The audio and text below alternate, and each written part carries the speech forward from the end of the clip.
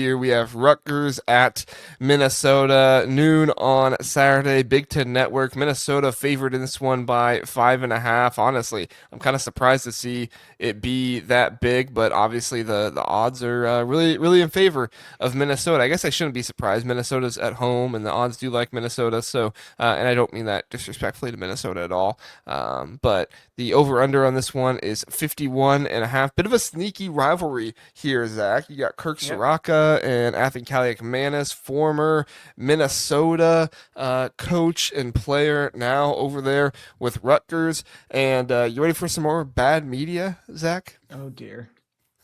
What I heard happened now? I heard somebody say again, this was another just like in passing, like they weren't like breaking down the game, but somebody mentioned the score, and the guy said, "Wait, what? Iowa scored 38 points versus a Greg Schiano defense?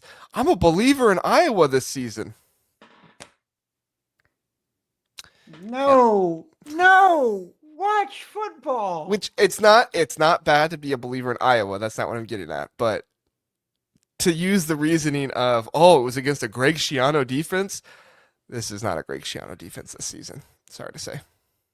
hmm So anyway, Zach, you can continue on with the with the preview now. Yeah, I am curious to see how Minnesota responds. They lost to Cal, who I don't know what happened to Cal because they had that big win against Minnesota and then they just got drubbed by San Diego State.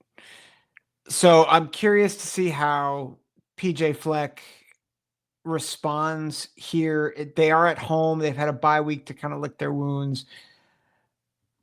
Coy Parrish, how does he respond after this past week? Yeah, he did not have a good game. Yeah, we love Coy. We think he's one of the best safeties in the country, but he had a rough go of it. Yeah. How does Drake Lindsay respond as he comes back home? Whereas, Rutgers has got to be kicking themselves because I think they know they had a chance to win and beat Iowa last week. hmm Now they've got to go on the road. You've got all the storylines with Kurt Soraka, Athan Kaliakmanis coming back to Minnesota. I think the thing that I am struggling with, if I'm honest, JR, I feel like I still don't know what I believe about Minnesota. Cause like I was heavy on Minnesota and then they lost to Cal and it was like, even with Coy Parrish having the game that he had, I'm like, I'm not so sure they don't lose anyway with the way that they were playing against that Cal team. Yeah, I mean, honestly, Minnesota played a pretty good game for most of it. They did a good job stopping the run, and Sagapolatelli had a hard time at times. He also just made some really good throws. He has a really good arm. I mean, he's obviously going to be an NFL quarterback at some point if he continues to develop the right way. But once they started giving up the run and their offense wasn't really able to do anything, and then when I think it was the final touchdown or the second final touchdown of the game, when the Cal tight end got it, I mean, five different people touched him, and he still Mm-hmm. scored a touchdown. To me, that was the point when I saw it. I was like, yeah, this is over. Now, I don't know if it's Yeah. over for Minnesota the rest of the season. I'm not going to judge the rest of the season on one play, Right. but that one play in that game, yikes, that Yeah. was not good. John adds to the list here. We appreciate it, John. He says, and Rob Smith, the terrible DC who formerly coached at Minnesota. Yeah, I forgot he was at Minnesota. Thank you for including that there, John. More on the Rutgers coaching staff here in a minute, but Zach, I mean, Cal loses to San Diego State. Don't even score a point. Does that give you more concern about this Minnesota team? Does that say anything about them? Because we say it says something about LSU when Clemson goes 1-3, right? So if Mm-hmm. we're gonna be consistent here, it's not a great look for Minnesota. No, and I think that's why I'm like I mean early on I was like I think I see pieces of Minnesota where I'm like they might be a top half of the Big Ten caliber team, but then I think you see what happened against Cal. Again, they went across the country, so there is some I don't want to say excuse making, but explanation into hey maybe your body clock didn't adjust, right? They played that game, what, at 10 p.m. Eastern or 11 o'clock Eastern, something like that. So I think there is, I don't want to say excuses, but there are explanations. But it is alarming at the very least. It's alarming to see the team that beat Minnesota just get bushwhacked by San Diego State. They got beat worse by San Diego State than UCLA did by New Mexico. Oof, Yeah, oof. not good. Um, all right, so we'll get back to Rutgers here in just a second. I do want to reference Minnesota does right now have the number one defense in the nation, and Minnesota fans, I think we can all agree here that statistic is just a little bit deceiving because of the Northwestern State game, and don't get me wrong, the Buffalo game was really good, but it is a little bit deceiving when you have a Northwestern State game in there and you have only played 3 games because I think that stat came from total defense, and that's what Greg Schiano mentioned in his presser. I want to show a little bit of some stuff from Minnesota in this Cal game because there was some stuff that really shows how good the team is, but then there's also some stuff in there that's like this provides some concern as well. So we'll check it out here. This is on second down, 4 to go. I want you to look and watch the trigger from John Nestor right here. He's number 17 here at the bottom of the screen. They do a great job of triggering on plays like this and just get into the backfield. John Nestor, chief among them. Kerry Brown does a good job as well. You can see it from the back angle here. I mean, a lot of guys in their defense do a good job with this. We'll see this here in just a moment from a linebacker, Matt Kingsbury, who honestly I think this is another one with him right there. I mean, I know it's a blitz, but for him to just completely blow up that running back, force Segapatelli to the other side of the pocket where the rest of the defensive line, they tried to go away from the edges and Anthony Smith and these guys for the entire game, but when you're coming in that hot, the running back stands no chance. And honestly, Matt Kingsbury probably needs to play more from what I've seen from him. He's been really, really good this season. I think he's only got like 50 snaps, though. I'm not Mm. sure if there's an injury or anything, but I think he needs to play more. But here is the issue because I do think we need to also reference that there are some downsides to it as well. So, bunch formation up here at the top. You see 3 guys from Minnesota on that side as well. And just you can tell they think it's a screen. 3 guys right there, all guarding the screen. You're left with Coye Parrish back there behind everybody else, and the pass goes up.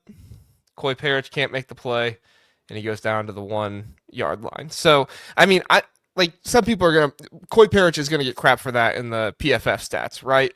I don't know if that's all on Coye Parrish.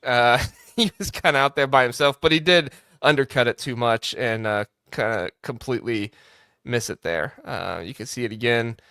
He completely goes under it, or he completely misses the receiver when the receiver goes high. I guess I said he went under. He went behind him, misses the grab. Yeah, and that's tough. But Mm. that's an aspect of Minnesota's defense that can make them so good, but at the same time can make them, a big issue as well. And I didn't see the tape from Kerry Brown when he let up that long pass. Oh, I did see that one. He tripped on that one, and that's why that long pass happened. So, Mm. Zach, any thoughts from that tape?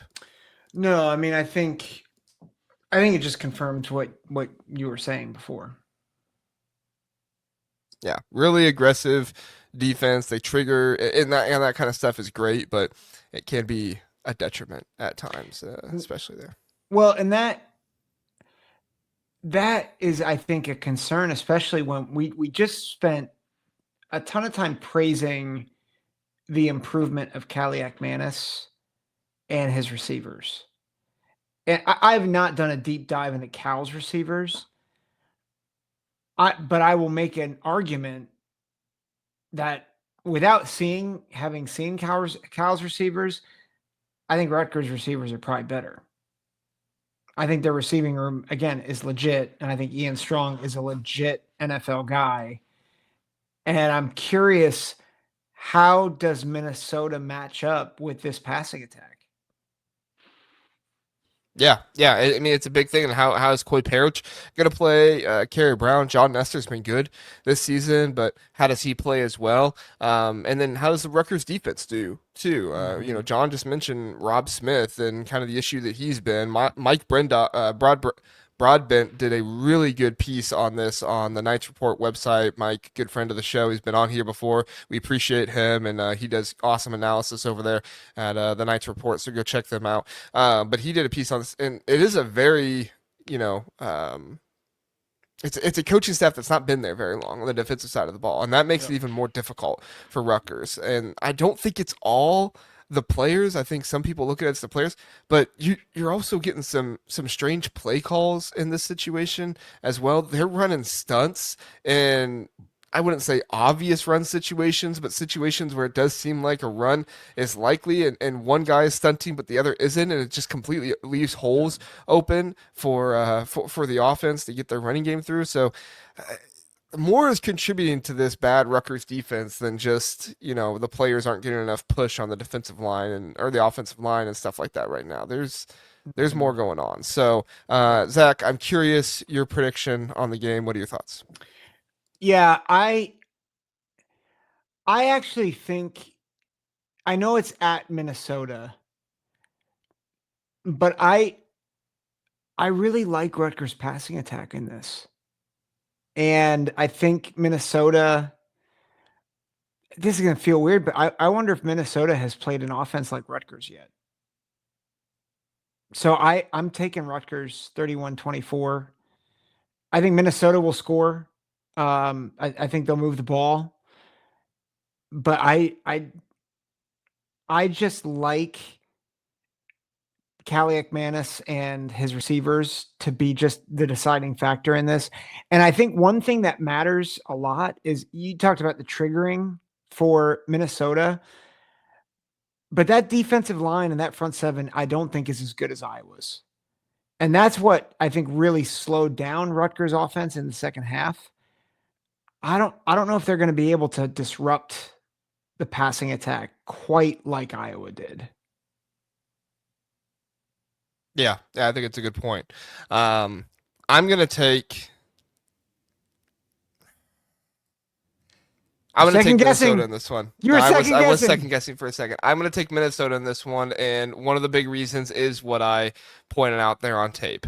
Um, if Rutgers kind of got their receivers more involved behind the line of scrimmage and used some more opportunities to kind of, maybe take, and maybe they will take advantage of it, but we just haven't seen it so far this season. Yeah. Athan Kaliakmanis has only thrown the ball behind the line of scrimmage 10 times this season so far, and that is the lowest percentage of attempts of any quarterback in the Big Ten. He throws the ball behind the line of scrimmage less than 8% of the time, which is not necessarily a bad thing. He has a super high ADOT, which is cool, but it does make for some more difficult completions, and it doesn't fake out the defense as well as other ones. So the next closest is Luke Altmaier. He's at 10% Mm. of his attempts. So less than 8%. He's the only one that's really that low at all in the Big Ten, and it's pretty interesting. Who do you think has the highest percentage of passes behind the line of scrimmage, Zach, in the Big Ten? Oh, I don't know who. We just previewed him earlier. It's Demond Williams. Ah, yes, Yeah, that makes sense. yeah. So, yeah, I'm going to take Minnesota in this one, 27-24. I think it's going to be a close game, and I think Mm. Minnesota comes out with it. I think the home environment for Minnesota really helps out, but I would not be surprised if Rutgers gets this one at all. This is a going to be a very close game to me. Mhm. So.